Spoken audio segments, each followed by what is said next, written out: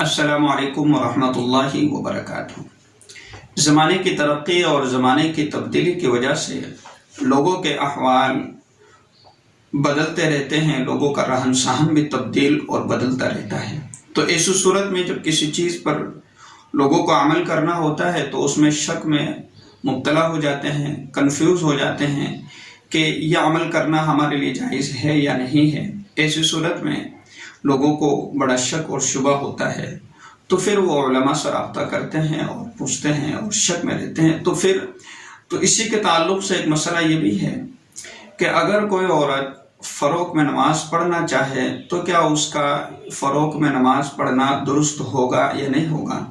کیا اس کی نماز فروغ میں ہو جائے گی یا نہیں ہوگی؟ تو کیا مسئلہ ہے؟ کیونکہ زمانے کی تبدیلی کے اعتبار سے، زمانے کی تبدیلی کی وجہ سے لوگوں کا رہن سہن، لوگوں کے لباس بھی چینج ہو جاتے ہیں، تو پھر فوراً ایک مسئلہ ذہن میں آتا ہے، فوراً سوال ذہن میں پیدا ہوتا ہے، تو کیا یہ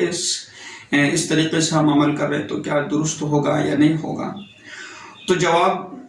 سماعت کرنے سے پہلے، جواب سننے سے پہلے میں آپ سے درخواست ضرور کروں گا کہ اگر چینل کو سبسکرائب نہیں کیا ہے تو ضرور سبسکرائب کر لیں، تاکہ اسی طرح کے نئے مسائل آپ تک پہنچتے رہے۔ تو جواب یہ ہے کہ اگر کوئی عورت فروغ میں نماز پڑھنا چاہے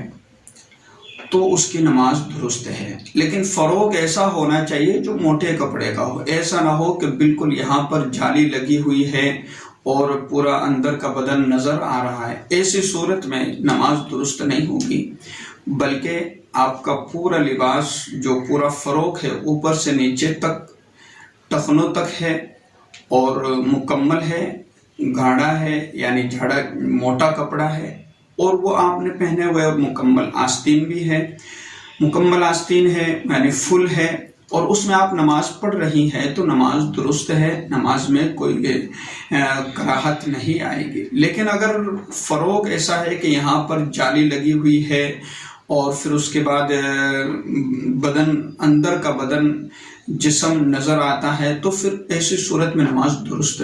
ہو تو جائے، نماز درست نہ ہوگی، بلکہ اگر زیادہ باریک کپڑا ہے تو درست نہیں ہوگی، اور اگر اس طرح تنگ ہے، چست ہے، چمٹا ہوا ہے تو پھر کراہت کے ساتھ نماز ہوگی۔